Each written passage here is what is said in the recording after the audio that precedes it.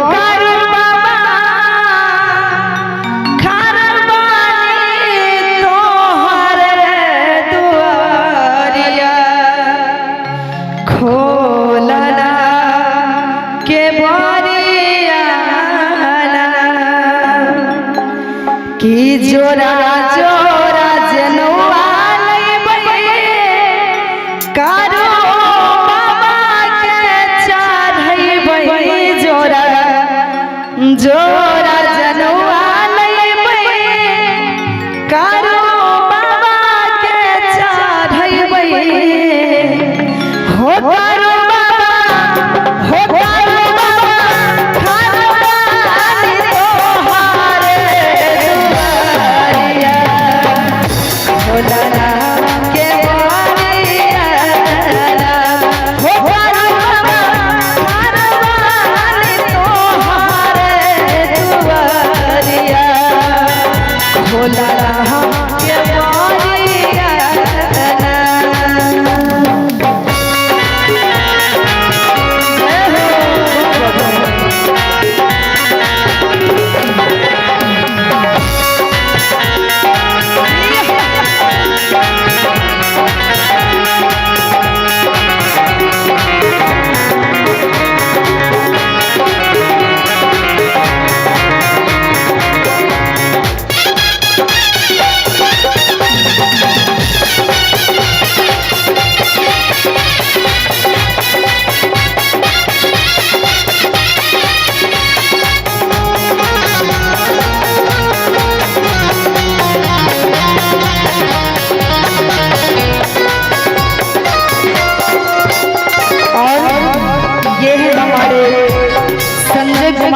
समिति की तरफ से 200 रुपए का पुरस्कार है। मैं उनको दिल से धन्यवाद करना चाहूंगी। और अगला लाइन है बड़ा ही प्यारा कि जोरा जोरा धोतिया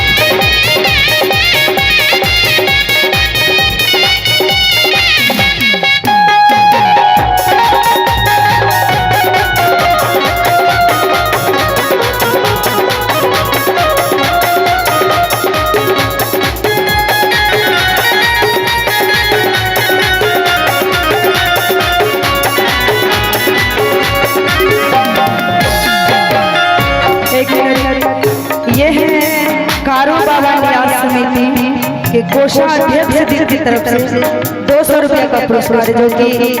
कारू बाबा के जो महिला कमेटी है उनका अध्यक्ष है, कोषाध्यक्ष,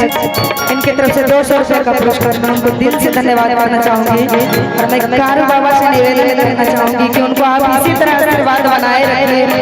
ताकि फिर से हमें आपका मेला आमंत्रित करें अगला बार और आप इसी तरह हम भजन गाते रहे और मेरे ऊपर भी आशीर्वाद बनाए रखें। अरे यार लाइन है बड़ा प्यारा कि जोरा जोरा जनवा कारू बाबा के चढ़ाया